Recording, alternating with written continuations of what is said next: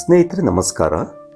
ನೀವಿಲ್ಲಿ ನೋಡ್ತಾ ಇರೋದು ದಾವಣಗೆರೆಯ ಕೃಷಿಕರಾದ ನಾಗರಾಜಪ್ಪ ಅವರ ಸುಂದರ ಪರಿಸರ ಸ್ನೇಹಿ ಮನೆಯನ್ನು. ಇದನ್ನು ವಿನ್ಯಾಸ ಮಾಡಿ ನಿರ್ಮಿಸಿಕೊಟ್ಟವರು ದಾವಣಗೆರೆಯವರೇ ಆದ ಯುವ ಆರ್ಕಿಟೆಕ್ಟ್ ದಂಪತಿ ಸಂದೀಪ್ ಮತ್ತು ಶ್ರುತಿ. ಒಳಾಂಗಣದಲ್ಲಿ ಯಥೇಚ್ಛವಾಗಿ ನೈಸರ್ಗಿಕ ಗಾಳಿ ಬೆಳಕು ಓಡಾಡುವ ಈ ಮನೆಯಲ್ಲಿ ಬಿರು ಬೇಸಿಗೆಯಲ್ಲೂ ತಂಪಾದ ವಾತಾವರಣ. ಲ್ಯಾಟ್ರೈಟ್ ಕಲ್ಲಿನ ಕೆಂಪು ಬಣ್ಣ ಹಾಗೂ ಟೆಕ್ಸ್ಚರ್ ಮನೆಗೆ ನೀಡುವ ಅಂದವನ್ನು ಅರಿಯಲು ನೀವು ಈ ಎಪಿಸೋಡನ್ನು ವೀಕ್ಷಿಸಬೇಕು. ವೈಡ್ ಆಂಗಲ್ನ ಈ ಹೊಸ ಎಪಿಸೋಡಿಗೆ ನಿಮಗೆ ಸ್ವಾಗತ ಗೆಳೆಯರೇ. ಮುಂದುವರಿಯುವ ಮುನ್ನ ದಯವಿಟ್ಟು ವೈಡ್ ಆಂಗಲ್ಗೆ ಸಬ್ಸ್ಕ್ರೈಬ್ ಮಾಡಿ ನೋಟಿಫಿಕೇಷನ್ಗಾಗಿ ಬೆಲ್ ಬಟನ್ ಒತ್ತಿ.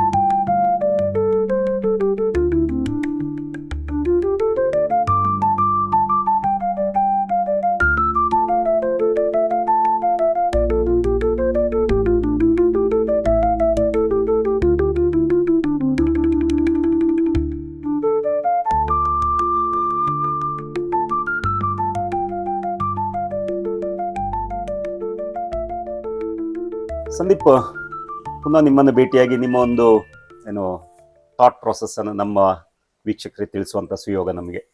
ಸೊ ಈ ಮನೆ ಬಗ್ಗೆ ಸ್ವಲ್ಪ ಮಾಹಿತಿ ಕೊಡಿ. ಈ ಮನೆದು ಲ್ಯಾಂಡ್ ಡೈಮೆನ್ಷನ್ ಎಷ್ಟು? ಇದು 8000 ಸ್ಕ್ವೇರ್ ಫೀಟ್ ಲ್ಯಾಂಡ್ ಏರಿಯಾ ಇದೆ. ಅಲ್ಲಿ ನಾವು ಬಳಸ್ಕೊಂಡಿರೋವಂಥದ್ದು 31 ಫೀಟ್ ಬೈ 44 ಫೀಟ್, 31 ಬೈ 43, ಒಂದು 1350 ಸ್ಕ್ವೇರ್ ಫೀಟ್ ಇದೆ. ನಾವು ಇದನ್ನ ಪ್ಲಾನ್ ಮಾಡುವಾಗ ಫಸ್ಟ್ ನಾವು ಅನ್ಕೊಂಡಿದ್ದು ಇವರು ಬದುಕ್ತಾ ಇದ್ದಿದ್ದು ಹಿಂದಿನ ಮನೆ ಹೇಗಿದೆ ಅಂತ ನೋಡೋವಂಥದ್ದು. ನಾವು ಅಲ್ಲಿ ಹೋಗಿ ನೋಡಿದಾಗ ತುಂಬಾ ಒಳ್ಳೆ ಮನೆ ಇತ್ತು, ತುಂಬಾ ತಂಪಿತ್ತು.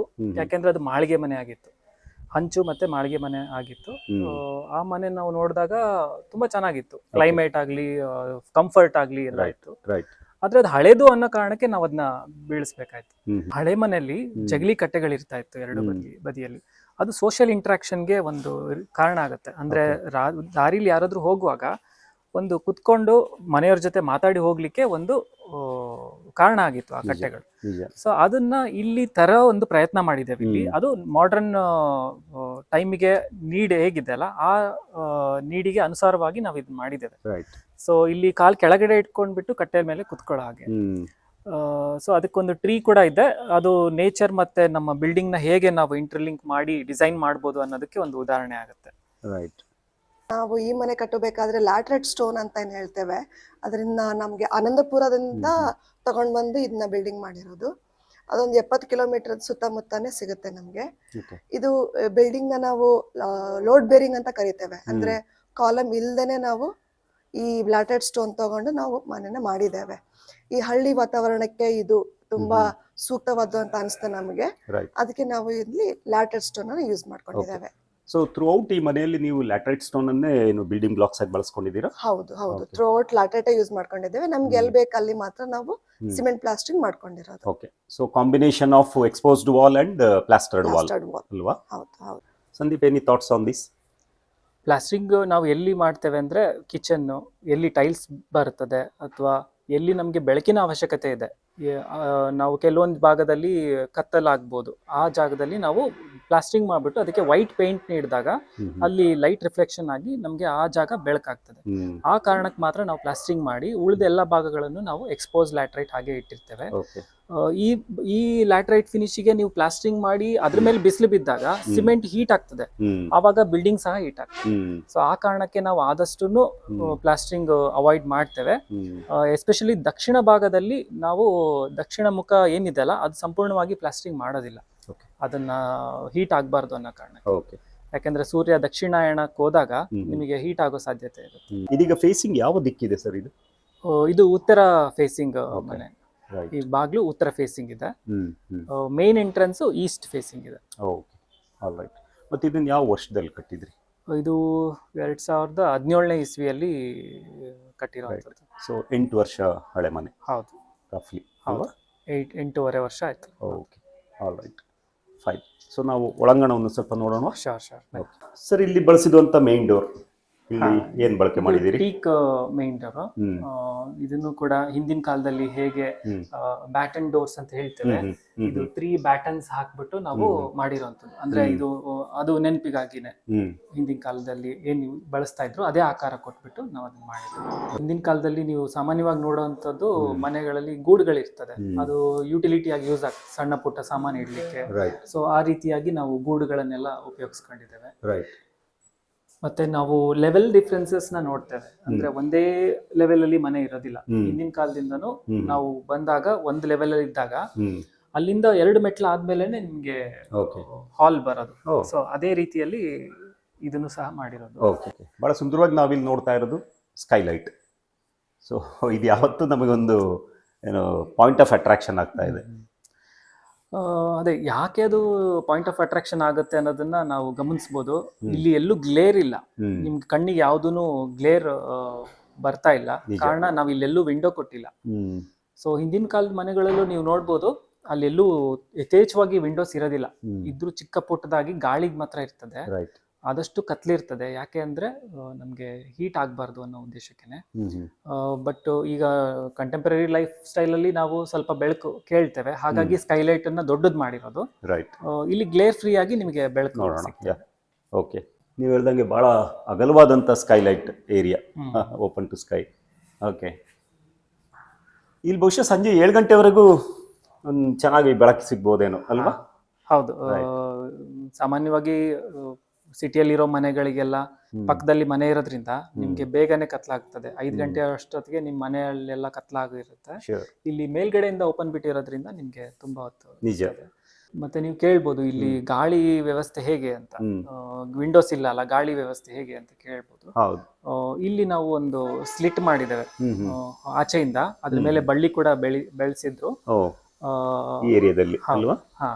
ಸೊ ಅಲ್ಲಿಂದ ಕೂಲ್ ಏರ್ ಬರ್ತದೆ ಬಂದು. ಇದು ಸ್ಟ್ಯಾಕ್ ವೆಂಟಿಲೇಷನ್ ಇದೆ, ಅಲ್ಲಿ ಮೇಲ್ಗಡೆ ವೆಂಟಿಲೇಟರ್ ಇರೋದ್ರಿಂದ ಅಲ್ಲಿಂದ ಹಾಟ್ ಏರ್ ಎಸ್ಕೇಪ್ ಆಗ್ತದೆ. ಇದಕ್ಕೆ ಸ್ಟ್ಯಾಕ್ ವೆಂಟಿಲೇಷನ್ ಅಂತ ಕರೀತೇವೆ. ಸೊ ಈ ರೀತಿ ಏರ್ ಎಕ್ಸ್ಚೇಂಜ್ ಆಗ್ತಾ ಇರ್ತದೆ. ಓಕೆ, ಸೊ ನಮಗೆ ಕಣ್ಣಿಗೆ ವಿಂಡೋಸ್ ಕಾಣದಿದ್ರು ಅಲ್ಲಲ್ಲಿ ಅದರದ್ದು ವ್ಯವಸ್ಥೆ ಇದೆ. ಕರೆಕ್ಟ್, ಅದರ ಮೂಲಕ ಫ್ರೆಶ್ ಏರ್ ಒಳಗೆ ಬರುತ್ತೆ. ಮತ್ತೆ ಈ ತರದ ಮೇಲೆ ವೆಂಟಿಲೇಟರ್ ಕೊಟ್ಟಿರೋದ್ರಿಂದ ಅದರ ಮೂಲಕ ಹಾಟ್ ಏರ್ ಹೊರಗೆ ಹೋಗುತ್ತೆ ಅಲ್ವಾ? Okay, so that's how over all ಈ ಏರಿಯಾದಲ್ಲಿ ಏನು ನಮಗೆ ಲೈಟ್ ಅಂಡ್ ವೆಂಟಿಲೇಷನ್ ಎರಡೂ ಕೂಡ ಇದೆ. ಸೊ ಲ್ಯಾಟ್ರೈಟ್ ಸ್ಟೋನ್ನ ಮ್ಯಾಸ್ನರಿ ವರ್ಕ್ ಮಾಡಿದ್ದಾರೆ ಇಲ್ಲಿ. ಹಾಗೆಯೇ ಅಲ್ಲಲ್ಲಿ exposed wall as well as plastered wall ಎರಡರದ್ದು ಕಾಂಬಿನೇಷನ್.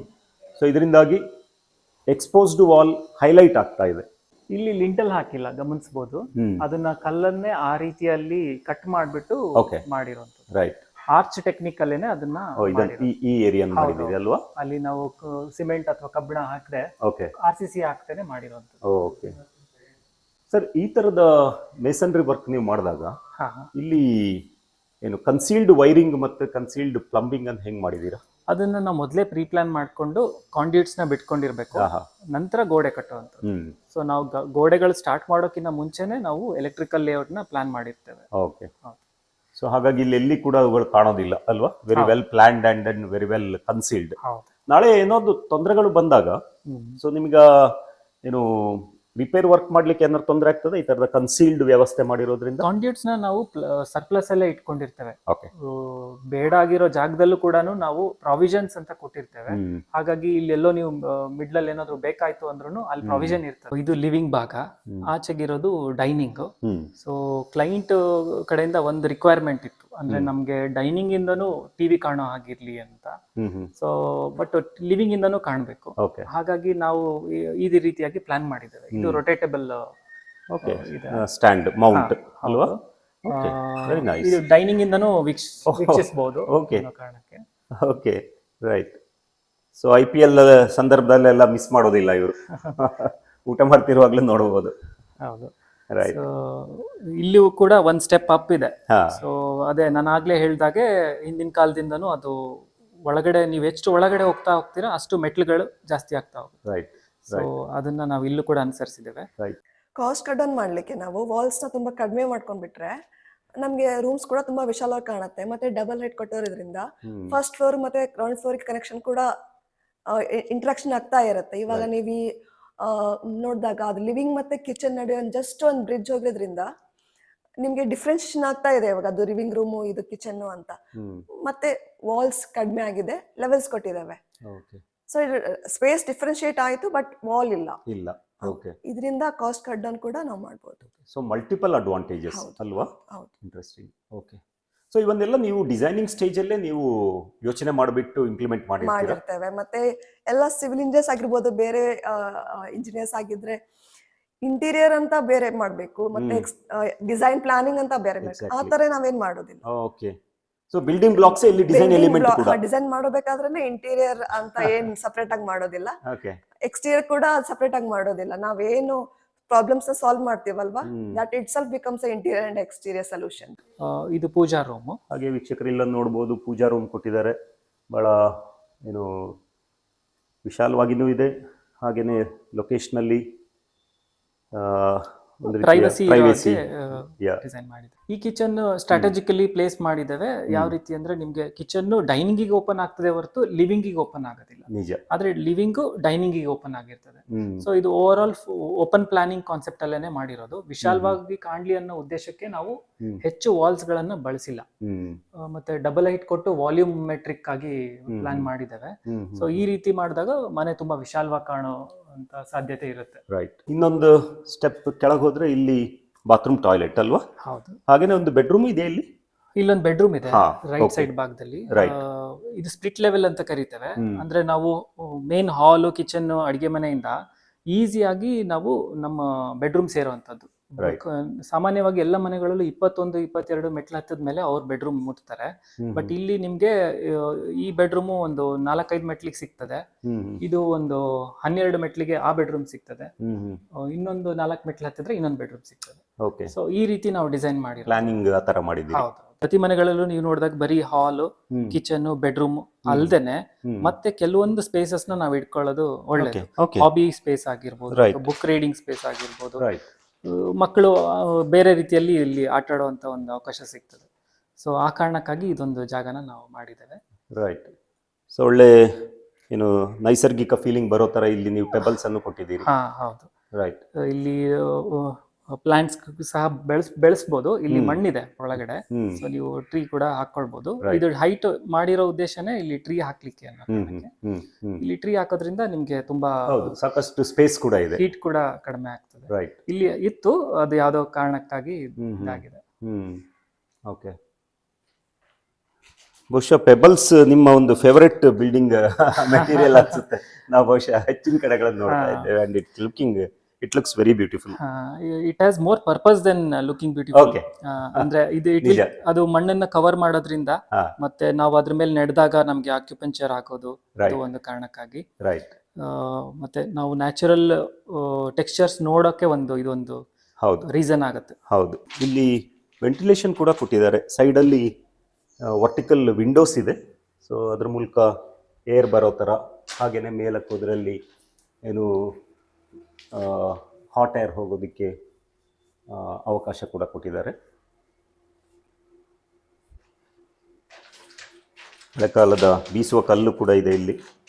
ಒಂದು ರೀತಿಯಲ್ಲಿ ನಮ್ಮ ಹಳೆಕಾಲದ ಜೀವನ ಶೈಲಿ ಕೂಡ ಇಲ್ಲಿ ನೆನಪಿಗೆ ಬರುತ್ತೆ. ಸೊ ಫಾಂಡ್ಲಿ ಆರ್ಕಿಟೆಕ್ಟ್ ಈ ಮನೆಗೆ ನೆನಪು ಅಂತ ಹೆಸರಿಟ್ಟಿದ್ದಾರೆ. ಕರೆಕ್ಟ್? ಹೌದು, ನೆನಪಿನ ಮನೆ ಅಂತ ನಾವು ಇದನ್ನ ಕರೆದಿದ್ದು. ಯಾಕೆಂದ್ರೆ ಹಿಂದಿನ ಮನೆಯಲ್ಲಿ ಇವ್ರು ಬದುಕಿದ ಮನೆಯಲ್ಲಿ ಇರೋ ನೆನಪುಗಳನ್ನ ಇಲ್ಲಿ ತರುವಂತ ಒಂದು ಪ್ರಯತ್ನ ಮಾಡಿರೋದ್ರಿಂದ. Okay, very nice. In built furniture ಎಲ್ಲ ಇರ್ತಾ ಇತ್ತು. ಅದೇ ರೀತಿ ಇಲ್ಲೂ ಕೂಡ ನಾವು ಕುತ್ಕೊಳ್ಳೋಕೆ ಕಟ್ಟೆಗಳನ್ನೇ ಮಾಡಿದ್ದೇವೆ. ರೈಟ್. ಈ ಮನೆಯಲ್ಲಿ ನೀವು ನೋಡೋ ಹಾಗೆ ತುಂಬಾ ವಿಂಡೋಸ್ ಕಾಣ್ತಿಲ್ಲ ನಿಮ್ಗೆ ಸುತ್ತಮುತ್ತ, ಆದ್ರೆ ತುಂಬಾ ಬೆಳಕು ಬರ್ತಾ ಇದೆ. ಬೆಳಕು ಬರ್ತಾ ಇರೋದು ಎಲ್ಲ ಸ್ಕೈಲೈಟ್ ಇಂದಾನೆ. ಡಿಫ್ಯೂಸ್ ಸನ್ಲೈಟ್ ಅಂತ ನಾವೇನ್ ಹೇಳ್ತೇವೆ, ಅದನ್ನ ನಾವು ಹಳೆ ಕಾಲದಿಂದಾನೇ ನೋಡಿ ಕಲ್ತ್ಕೊಂಡು ಇಲ್ಲಿ ಇಂಪ್ಲಿಮೆಂಟ್ ಮಾಡಿರೋದು. ಅವಾಗೆಲ್ಲ ಚಿಕ್ಕ ಚಿಕ್ಕ ಬೆಳಕಿಂಡಿ ಇರ್ತಾ ಇತ್ತು, ತುಂಬಾ ಕಡಿಮೆ ವಿಂಡೋಗಳು ಇರ್ತಾ ಇತ್ತು. ಅದನ್ನೇ ನಾವು ಇಲ್ಲಿ ಕಂಟೆಂಪ್ರರಿ ಸ್ಟೈಲ್ ಅಲ್ಲಿ ಇನ್ವಾಲ್ವ್ ಮಾಡ್ಕೊಂಡಿರೋದು. ನೀವು ಸುತ್ತಮುತ್ತ ನೋಡಿದಾಗ ತುಂಬಾ ಕಡಿಮೆ ವಿಂಡೋಸ್, ತುಂಬಾ ಆಂಬಿಯಂಟ್ ಕಾಮ್ ಲೈಟಿಂಗ್ ಇದೆ. ಇರುವ ವಿಂಡೋಸ್ ಕೂಡ ಕಾಣಿಸೋದಿಲ್ಲ, ಕೆಲವು ಕಡೆ ಕಾಣಿಸೋದಿಲ್ಲ. ಹೌದು, ಕಣ್ಣಿಗೆ ಗ್ಲೇರ್ ಆಗುತ್ತೆ, ಕಣ್ಣಿಗೆ ಗ್ಲೇರ್ ಬರುತ್ತೆ. ಸೊ ನಾವು ಅದನ್ನ ಅವಾಯ್ಡ್ ಮಾಡ್ಲಿಕ್ಕೆ ಸ್ಕೈಲೈಟ್ಸ್ ಕೊಡ್ತೇವೆ. ಬಟ್ ನಾರ್ಮಲ್ ಟೆಂಡೆನ್ಸಿ ಏನಂತ ಹೇಳಿದ್ರೆ, ವಿಂಡೋ ಕಮ್ಮಿ ಆದ ಕೂಡಲೇ ಒಳಗಡೆ ಏರ್ ಸರ್ಕ್ಯುಲೇಷನ್ ಕಮ್ಮಿ ಆಗುತ್ತಾ, ಈ ತರದೊಂದು ಇದು ಭಾವನೆ. ನೀವು ಇದನ್ನ ಹೇಗೆ? ಅದಕ್ಕೆ ನಾವು ಸ್ಟ್ಯಾಕ್ ವೆಂಟಿಲೇಷನ್ ಅಂತ ಏನೋ ಕರಿತೇವಲ್ವಾ, ಇದೇ ನಿಮ್ದು ಸ್ಕೈಲೈಟ್ ಇದೆ ಅಲ್ಲ, ಸ್ಕೈಲೈಟ್ ಹತ್ರ ನಾವೆಲ್ಲ ವೆಂಟಿಲೇಟರ್ಸ್ ಕೊಟ್ಟಿರ್ತೇವೆ ಮೇಲ್ಗಡೆ. ಹೌದು, ಎಲ್ಲಿಂದ ಈಗ ಇದೇ 2 ವಿಂಡೋ ಇಂದ ನಮ್ಗೆ ಗಾಳಿ ಬರ್ತಾ ಇದೆ, ಹಾಟ್ ಏರ್ ಎಸ್ಕೇಪ್ ಆಗ್ತಾ ಇರುತ್ತೆ ಮೇಲ್ಗಡೆ, ಬಟ್ ಕೆಳಗಡೆ ಲೆವೆಲ್ ಇಂದ ನಮ್ಗೆ ಕೂಲ್ ಏರ್ಸ್ ಬರ್ತಾ ಇರುತ್ತೆ. ಅದಕ್ಕೆ ನಾವು ಸ್ಟ್ಯಾಕ್ ವೆಂಟಿಲೇಷನ್ ಅಂತ ಕರಿತೇವೆ. ಸೊ ಕ್ಲೆವರ್ಲಿ ಪ್ಲೇಸ್ಡ್ ವಿಂಡೋಸ್ ಅಲ್ವಾ? ವೆಂಟಿಲೇಷನ್ ಮತ್ತೆ ಲೈಟಿಂಗ್ ಎರಡು ಕೂಡ ಸ್ಕೆಲೆಟ್ ನ ಯೂಸ್ ಮಾಡ್ಕೊಳ್ತೇವೆ ನಾವು. ನೀವು ನಿಮ್ಮ ನಿರ್ಮಾಣದಲ್ಲಿ ಏನು ಫಿಸಿಕಲ್ ನಿರ್ಮಾಣದ ಜೊತೆ ಒಂದ್ ರೀತಿಯ ಇಮೋಷನಲ್ ಎಲಿಮೆಂಟ್ಸ್ ಅನ್ನು ತರ್ತೀರಿ ಅಲ್ವಾ? ಡೆಫಿನೆಟ್ಲಿ. ನಮ್ದು ಆರ್ಕಿಟೆಕ್ಟಿಗೂ ಮತ್ತೆ ಸಿವಿಲ್ ಇಂಜಿನಿಯರ್ಗೂ ಇರೋ ಡಿಫ್ರೆನ್ಸ್ನೇ ಅದು. ಏನಂದ್ರೆ ಆರ್ಕಿಟೆಕ್ಟ್ಸು ಎಮೋಷನಲಿ ವರ್ಕ್ ಮಾಡ್ತಾರೆ, ಸೈಕಾಲಜಿಕಲ್ ಫ್ಯಾಕ್ಟರ್ಸ್ ನ ಇನ್ವಾಲ್ವ್ ಮಾಡ್ಕೊಳ್ತಾರೆ. It will not be just a mere physical aspects ಇರೋದಿಲ್ಲ. ಅದ್ರ ಜೊತೆ ನಾವು ಮನಸ್ಸುಗಳನ್ನ ಮನಸ್ಸಿಗಾಗಿ ಡಿಸೈನ್ ಮಾಡುವಂತ ಮನೆಗಳು ಆರ್ಕಿಟೆಕ್ಟ್ಸ್ ಮಾಡುವಂತ ಕೆಲಸ. ಸೊ ಇಲ್ಲಿ ಪುನಃ ಇನ್ನೊಂದು ಬೆಡ್ರೂಮ್ ಇದೆ ಸರ್. ನೀವು ಫ್ಲೋರಿಂಗಿಗೆಲ್ಲ ಏನ್ ಬಳಸಿದ್ದೀರಿ? ಇಲ್ಲಿ ಗ್ರಾನೈಟ್ ತೋರ್ತಾ ಇದೆ, ಹೊರಗಡೆನೂ ಗ್ರಾನೈಟ್ ಬಳಸಿದ್ದೀರಿ ಅಂತ. ಹೌದು, ಗ್ರಾನೈಟ್ ಯೂಸ್ ಮಾಡಿದ್ದೇವೆ. ಇದು ಕ್ಲೈಂಟ್ಸ್ ಚಾಯ್ಸ್. ಅವರು ತಮಿಳ್ನಾಡಿಗೆ ಹೋಗಿ ಅಲ್ಲಿ ಆಯ್ಕೆ ಮಾಡಿ ಬಂದಿರೋಂಥದ್ದು. ನಾವು ಅವ್ರಿಗೆ ಹೇಳಿದ್ದು ಲೈಟ್ ಕಲರ್ ಇರ್ಲಿ ಅನ್ನೋದೊಂದು ನಾವು ಅವ್ರಿಗೆ ಗಮನಕ್ಕೆ ತಂದಿದ್ದು. ಓಕೆ. ಸೊ ಹಂಗೇನೆ ಇಲ್ಲೊಂದು ಬಾತ್ರೂಮ್ ಇದೆ ವೀಕ್ಷಕರೇ. ಬಾತ್ರೂಮ್ ನಲ್ಲಿ ಕೂಡ ಒಂದು ಸ್ಕೈಲೈಟ್ ತರೋ ವ್ಯವಸ್ಥೆ ಮಾಡಿದ್ದಾರೆ. So very bright but soothing light ಇದೆ ಇಲ್ಲಿ. ಬಾತ್ರೂಮ್ ಅಲ್ಲಿ ಸ್ಕೈಲೈಟ್ಸ್ ತುಂಬಾನೇ ಇಂಪಾರ್ಟೆಂಟ್ ಅಂತ ನಮಗೆ ಅನಿಸ್ತದೆ. ಯಾಕೆಂದ್ರೆ ಅದು ಈಸಿಯಾಗಿ ಬಾತ್ರೂಮ್ ಡ್ರೈ ಆಗಿ ಮತ್ತೆ ಅದು ಡಿಸ್ಇನ್ಫೆಕ್ಟೆಂಟ್ ಆಗಿ ವರ್ಕ್ ಮಾಡ್ತದೆ. ನಿಜ. ಸೊ ಮಲ್ಟಿಪಲ್ ಲೆವೆಲ್ಸ್ ಇದೆ. ಸೊ ಇಲ್ಲಿ ಈ ಲೆವೆಲ್ ಅಲ್ಲಿ ಒಂದು ಬೆಡ್ರೂಮ್ ಇದೆ, ಮತ್ತೆ ಇಲ್ಲಿ ಬಂದ್ರೆ ಇಲ್ಲೊಂದು ಬ್ರಿಡ್ಜ್ ಬರ್ತದೆ. ರೈಟ್. ಸೊ ಈ ತರ ಲೆವೆಲ್ ಸಪರೇಷನ್ ಇದ್ರೂ ಕೂಡ ಮನೆಯವರೊಟ್ಟಿಗೆ ಒಂದು ಕಮ್ಯುನಿಕೇಶನ್ ಕಂಟಿನ್ಯೂಸ್ ಇರುತ್ತಲ್ವಾ? ಖಂಡಿತವಾಗ್ಲು ಅದೇ ಒಂದು ಉದ್ದೇಶ. ಅಂದ್ರೆ ನಾವು ಬೇರೆ ಬೇರೆ ಲೆವೆಲ್ಸ್ ಅಲ್ಲಿ ಇದ್ರೂ ನಮ್ಗೆ ವಿಜುವಲ್ ಕನೆಕ್ಷನ್ ಅಂತ ಏನ್ ಹೇಳ್ತೀವಿ ಅದಿರುತ್ತೆ. ಸೊ ನೀವು ಪ್ರತಿ ಸಲ ಕೆಳಗೆ ಇಳಿದು ಬಂದೇ ಮಾತಾಡ್ಬೇಕಂತಿಲ್ಲ, ನೀವು ಮೇಲ್ಗಡೆಯಿಂದನೂ ಒಂದು ಕೂಗ್ ಹಾಕ್ಬೋದು, ಕಾಫಿ ಕೊಡಿ ಅಥವಾ ಏನಾದ್ರು ಮಾತಾಡ್ಲಿಕ್ಕೆ ಒಂದು ವಿಜುವಲ್ ಕನೆಕ್ಷನ್ ಆಗ್ತದೆ. ರೈಟ್. ಸ್ನೇಹಿತರೆ, ಇಲ್ಲಿ ನೋಡ್ಬೋದು, ನಾವು ಇಲ್ಲಿ ನಿಂತ್ಕೊಂಡ್ರೆ ಲಿವಿಂಗ್ ಏರಿಯಾದಲ್ಲಿ ಯಾರಿದ್ದಾರೆ ಅವ್ರ ಜೊತೆ ಕನೆಕ್ಟ್ ಆಗ್ಬೋದು. ಹಂಗೇನೆ ಇಲ್ಲಿ ನಿಂತ್ಕೊಂಡ್ರೆ ಡೈನಿಂಗ್ ಮತ್ತೆ ಕಿಚನ್ ನಲ್ಲಿ ಯಾರಿದ್ದಾರೆ ಅವರೊಟ್ಟಿಗೆ ಕನೆಕ್ಟ್ ಆಗ್ಬೋದು. ನಾವು ಗೋಡೆಯಿಂದ ಲ್ಯಾಟ್ರೇಟ್ ನ ಯೂಸ್ ಮಾಡ್ಕೊಂಡು ಹೀಟ್ ನ ರೆಡ್ಯೂಸ್ ಮಾಡ್ಕೊಂಡಿದ್ದೇವೆ. But what about roof? ನಾವು ಅದಕ್ಕೋಸ್ಕರ ಹೂಡಿ ಬ್ಲಾಕ್ ಅಂತ ನಾವು ಕರಿತೇವೆ. ಹಾಲೋ ಇರೋದ್ರಿಂದ ನಾವು 5 to 6 inches ಸ್ಲ್ಯಾಬ್ ಥಿಕ್ನೆಸ್ ಅಲ್ಲಿ ಇದು ಒಂದು 3 inch ಇಂದು ಹೂಡಿ ಬ್ಲಾಕ್ ಬರುತ್ತೆ. ರಿಮೈನಿಂಗ್ 3 inches ಇದು ಕಾಂಕ್ರೀಟ್ ಇರುತ್ತೆ. Okay, all right. ಸೊ ಇದರಲ್ಲಿ ಹೋಲೋ ಇರೋದ್ರಿಂದ ಏರ್ ಟ್ರಾಪ್ ಇರೋದ್ರಿಂದ ಥರ್ಮಲ್ ಇನ್ಸುಲೇಷನ್ ಆಗುತ್ತೆ. ಫುಲ್ ಮನೆ ಕಂಫರ್ಟ್ ಝೋನ್ ಕೊಡ್ಲಿಕ್ಕೆ ನಾವು ಗೋಡೆ ಅಷ್ಟೇ ಅಲ್ಲ, ಇವನ್ ರೂಫ್ ಆಲ್ಸೋ ನಾವು ಥಿಂಕ್ ಮಾಡ್ಬೇಕಾಗುತ್ತೆ. ಸರ್, ಇವೆಲ್ಲ ಪಿಲ್ಲರ್ ಏರಿಯಾನ ಅಥವಾ ಇದೆಲ್ಲ ಲೋಡ್ ಬೇರಿಂಗ್ ಸ್ಟ್ರಕ್ಚರ್. ಇದಕ್ಕೆ ಪಿಯರ್ ಅಂತ ಹೇಳ್ತೇವೆ ನಾವು. ಇದನ್ನ ನಾವು ಲ್ಯಾಟ್ರೈಟ್ ಬ್ಲಾಕ್ ಇಂದಾನೆ ಮಾಡಿರೋದು. ಇದು ತುಂಬಾನೇ ಲೋಡ್ ತಗೊಳ್ತಾ ಇದೆ. ರೈಟ್. ಓಕೆ. ಆಮೇಲೆ ನೀವು ಇದಕ್ಕೆ ಬಳಸಿದಂತ ಫೌಂಡೇಶನ್ ಮೆಥಡ್ ಏನ್ ಸರ್? ಇದು load bearing structure. Ground floor ಅಲ್ಲಿ ಅಡಿಯಲ್ಲಿ ನಮ್ದು SSM ಫೌಂಡೇಶನ್ ಇದೆ, ಸೈಡ್ ಸ್ಟೋನ್ ಮೇಸನರಿ ಇದೆ. Okay, right. So side stone masonry work coupled with load bearing structure. Load bearing structure ಮಾಡುವಾಗ ಕೆಳಗಡೆ ಸಾಮಾನ್ಯವಾಗಿ ಸೈಡ್ ಸ್ಟೋನ್ ಮೇಸನರಿನ ಯೂಸ್ ಮಾಡ್ತೇವೆ ಫೌಂಡೇಶನ್ಗೆ. ಓಕೆ. ಸೊ ಎಲ್ಲಾದ್ರೂ ಪಿಲ್ಲರ್ಸ್ ಬಳಸಿದೀರಾ ಅಡಿಷನಲ್ ಸ್ಟ್ರೆಂತ್? ಕೆಲವೊಂದು ಪಿಲ್ಲರ್ಸ್ ಇದೆ, ಇಲ್ಲಿ ತುಂಬಾ ಲಾಂಗ್ ಸ್ಪ್ಯಾನ್ ಬರ್ತದೆ, ನಾವು ವಾಲ್ ನ ಅವಾಯ್ಡ್ ಮಾಡಬೇಕಾಗಿದೆ, ಆ ಜಾಗದಲ್ಲಿ ಮಾತ್ರ ನಾವು ಪಿಲ್ಲರ್ಸ್ ಹಾಕೊಂಡಿರ್ತೀವಿ. ಸೊ ಇಲ್ಲಿ ಇನ್ನೊಂದು ಬೆಡ್ರೂಮ್. ಸೊ ಇದೊಂದು ಇಲ್ಲಿ ಅಟ್ಯಾಚ್ ಟಾಯ್ಲೆಟ್ ಇದೆಯಾ? ಎಸ್, ಹೌದು, ಇಲ್ಲಿ ಅಟ್ಯಾಚ್ ಟಾಯ್ಲೆಟ್ ಇದೆ. ಓಕೆ. ಸೊ ಇಲ್ಲೊಂದು ಬಾಲ್ಕನಿ ಕೊಟ್ಟಿದ್ದಾರೆ, ಬಹಳ ಸುಂದರವಾದ ವ್ಯೂ ಇದೆ. ಒಂದು ಮಾವಿನ ಮರ, ಸೊ ಇವರ ಹಿತ್ತಿಲು ಗಾರ್ಡನ್ ಇವೆಲ್ಲದು ಚೆನ್ನಾಗಿ ಕಾಣ್ತಾ ಇದೆ. ಅಲ್ಲಿ ಕಾಣ್ತಾ ಇರೋದು ನಿಮ್ಗೆ ರೋಣ್ಗಲ್ಲು ಅಂತ. ಹ್ಮ್ ಹಿಂದಿನ ಕಾಲದಲ್ಲಿ ಅದನ್ನ ಕೃಷಿಗೆ ಬಳಸ್ತಾ ಹಾ ಇದ್ರು. ಕರೆಕ್ಟ್ ಸೊ ಅದನ್ನು ಸಹ ನಾವು ನೆನಪಿಗಾಗಿನೇ ತಂದು ಇಲ್ಲಿ ಇಟ್ಕೊಂಡಿದ್ದೇವೆ. ರೈಟ್. ಓಕೆ. ಇದು ನಮ್ದು ಈಶಾನ್ಯ ಭಾಗದಲ್ಲಿ ಬರುವಂತ ಒಂದು ಬಾಲ್ಕನಿ. ಹ್ಮ್. ಇಲ್ಲಿಂದ ನಾವು they can get connection with ground floor. Okay. So ಮಕ್ಕಳು ಆಟ ಆಡ್ತಾ ಇರುವಾಗ ವಯಸ್ಸಾದವರು ಇಲ್ಲಿ ಕುತ್ಕೊಂಡು ನೋಡೋ ಅಂತ ಒಂದು ಅವಕಾಶ ಇಲ್ಲಿ. ಇದು ನಮ್ದು ಬಾಗ್ಲ ಮೇಲ್ಗಡೆ ಏನ್ ಪೋರ್ಚ್ ಬರ್ತದೆ ಅದನ್ನೇ ಬಳಸ್ಕೊಂಡ್ಬಿಟ್ಟು ನಾವು Okay. ಬಾಲ್ಕನಿ ಆಗಿ ಮಾಡಿರೋದು. All right sir. Over all ಇದು 1330 ಸ್ಕ್ವೇರ್ ಫೀಟ್ ನಷ್ಟು ಏರಿಯಾ ಇರುವಂತ ಏನು ಸೈಟ್ ಅನ್ನು ಬಳಕೆ ಮಾಡಿದ್ದೀರಿ ಇಲ್ಲಿ. ಹೌದು. ಎಷ್ಟು ಏರಿಯಾ ಕಟ್ಟಿದ್ದೀರಿ ಸರ್ ಇದು? ಇದು 2800 square feet built up area hmm ಕಟ್ಟಿರುವಂತದ್ದು. ಓಕೆ. ಅನಂತರ ಈ ಮನೆ ಕಟ್ಟೋದಕ್ಕೆ ಸುಮಾರು ಎಷ್ಟು ಸಮಯ ಬೇಕಾಯ್ತು? ಒಂದು 14 ತಿಂಗಳು ಕಳೆದಿದೆ ಈ ಮನೆ ಕಟ್ಟೋದ್ರಲ್ಲಿ. ಸ್ನೇಹಿತರೆ, ನಮ್ಮ ಜೊತೆ ಈ ಮನೆಯ ಮಾಲೀಕರಾದಂಥ ಶ್ರೀಯುತ ನಾಗರಾಜಪ್ಪ ಅವರಿದ್ದಾರೆ. ವೃತ್ತಿಯಲ್ಲಿ ಅವರು ಕೃಷಿಕರು. ಸರ್, ಈ ಮನೆಯನ್ನು ಬಹಳ ಸುಂದರವಾಗಿ ಕಟ್ಟಿದ್ದೀರಿ. ಸೊ ಮನೆಯಲ್ಲಿ ನಿಮ್ಮ ಜೀವನಾನುಭವವನ್ನು ಸ್ವಲ್ಪ ಹೇಳಿ ನಮಗೆ. ಬೇಸಿಗೆಯಲ್ಲಿ ಕೂಲ್ಡ್ ಇರುತ್ತೆ, ಈ ಚಳಿಗಾಲದಲ್ಲಿ ಬೆಚ್ಚಗಿರುತ್ತೆ. ಓಕೆ. ಮತ್ತೆ ಗಾಳಿ ಬೆಳಕೆಲ್ಲ ಚೆನ್ನಾಗಿದೆಯಾ? ಗಾಳಿನೂ ಚೆನ್ನಾಗಿ ಬರುತ್ತೆ, ಬೆಳಕನ್ನು ಚೆನ್ನಾಗಿ, ಲೈಟ್ ಹಾಕೋದು ಬೇಡ, ಓಕೆ, ಅಷ್ಟು ಗಾಳಿ ಚೆನ್ನಾಗಿ ಬರುತ್ತೆ. ಓಕೆ. ಎಲ್ಲೂ ವಿಂಡೋ ಕಾಣ್ತಾ ಇಲ್ಲ, ಆದ್ರೂ ಒಳಗಡೆ ಗಾಳಿ ಚೆನ್ನಾಗಿದೆ. ಗಾಳಿ ಚೆನ್ನಾಗಿದೆ. ಸೊ ಮತ್ತೆ ಖರ್ಚು ಕಮ್ಮಿ ಬರುತ್ತೆ ಗೋಡೆಗೆ. ಓಕೆ. ಮಳೆಲು ಕಮ್ಮಿ ಹೋಗುತ್ತೆ, ಸಿಮೆಂಟ್ ಕಮ್ಮಿ ಹೋಗುತ್ತೆ, ಪೇಂಟ್ ಎಂದು ಉಳಿತೈತಿ. ಓಕೆ. ಅದು ಭಾಳ ಉಳಿತೈತಿ. ಓಕೆ, ಕಟ್ಟಿ. ರೈಟ್. ಬೇರೆ ಇಟ್ಟಿಗೆನೂ ಇದು ಖರ್ಚು ಕಮ್ಮಿ ಆಗುತ್ತೆ. All right. ಸುಮಾರು ಎಷ್ಟು ಖರ್ಚಾಯ್ತು ಸರ್ ಈ ಮನೆ ಕಂಪ್ಲೀಟ್ ಮಾಡಿದಾಗ? ಒಂದು 50-55 ಲಕ್ಷ ಖರ್ಚಾಗಿದೆ. ಓಕೆ. ರೋಡ್ನಾಗ ಹೋಗೋರೆಲ್ಲ ಮನೆ ಎಷ್ಟು ಚೆನ್ನಾಗಿದೆ ಅಂತ ಎಲ್ಲ ರೋಡ್ನಾಗಳಿಂದ ಎಲ್ಲರೂ ಬರೋರು, ಮತ್ತೆ ವಾರಕ್ಕೊಂದು ದಾವಣಗೆರೆ ಸಿಟಿಯಲ್ಲಿ ಬರೋರು. ಓಕೆ. ಭಾಳ ಜನ ಬಂದು ನೋಡ್ಕೊಂಡಿದ್ದಾರೆ ಎಷ್ಟು ಚೆನ್ನಾಗಿದೆ ಇಲ್ಲ ಅಂತ. ಓಕೆ. ಸೊ ಈ ತರ ಲ್ಯಾಟ್ರೈಟ್ ಸ್ಟೋನ್ ಅನ್ನ ಬಳಸಿ ಕಟ್ಟಿರುವಂತ ಮನೆಗಳು ಕಮ್ಮಿ. ಈ ತರ ಈ ಮನೆ ನೋಡಿ ಭಾಳ ಜನ ಕಟ್ತಾ ಇದಾರೆ. ಹಿಂಗ ಒಬ್ರು ನೋಡಿ ನಮ್ಮ ಮನೇಲಿ ಬಂದು ಬೇರೆ ಮನೇಲಿ ಕುತ್ಕೊಂಡು ಇಲ್ಲಿ ಬಂದ್ರೆ ಇದು ಎಷ್ಟು ಕೂಲ್ಡ್ ಇದೆ ಇಲ್ಲ ಅಂತ ಹೇಳ್ತಾರೆ. ಓಕೆ. ಬೇರೆ ಬಂದಿರ್ತಾರಲ್ಲ ನೆಂಟರುಗಳು, ಎಷ್ಟು ಕೂಲ್ಡ್ ಇದೆ ಮನೆ ಅಂತ. ಬೇಸಿಗೆಯಲ್ಲಿ ಅವರು ಆರ್ಸಿ ಮನೆ ಎಲ್ಲ ಕುಂದ್ರಕ್ಕಾಗಲ್ಲ ಅಂತ ಅವ್ರ ಮನೆಗಳು. ನಿಜ. ಸೊ ಬಹಳ ಸಂತೋಷ, ಅಭಿನಂದನೆಗಳು ನಿಮಗೆ. ಬಹಳ ಒಂದು ಸುಂದರವಾದಂಥ ಮನೆ. ನಮ್ಮ ವೀಕ್ಷಕರಿಗೆ ಈ ಒಂದು ಮನೆ ಹೋಮ್ ಟೂರ್ ಮಾಡಲಿಕ್ಕೆ ನಾವು ಅವಕಾಶ ಕೊಟ್ರಿ. ನಮ್ಮ ವೀಕ್ಷಕರ ಪರವಾಗಿ ನಿಮಗೆ ಧನ್ಯವಾದಗಳು. ನಮಸ್ಕಾರ ಸರ್. ಸ್ನೇಹಿತರೆ, ಇನ್ನೊಂದು ಥಾಟ್ಫುಲ್ಲಿ ಡಿಸೈನ್ಡ್ ಮನೆಯ ಹೋಮ್ ಟೂರನ್ನು ನಮಗೆ ಮಾಡಿಸಿಕೊಟ್ಟಂಥ ಆರ್ಕಿಟೆಕ್ಟ್ ದ್ವಯರಾದಂಥ ಸಂದೀಪ್ ಮತ್ತು ಶ್ರುತಿ ಅವರಿಗೆ ನಮ್ಮ ವೀಕ್ಷಕರ ಪರವಾಗಿ ಧನ್ಯವಾದಗಳು. ನಮಸ್ಕಾರ.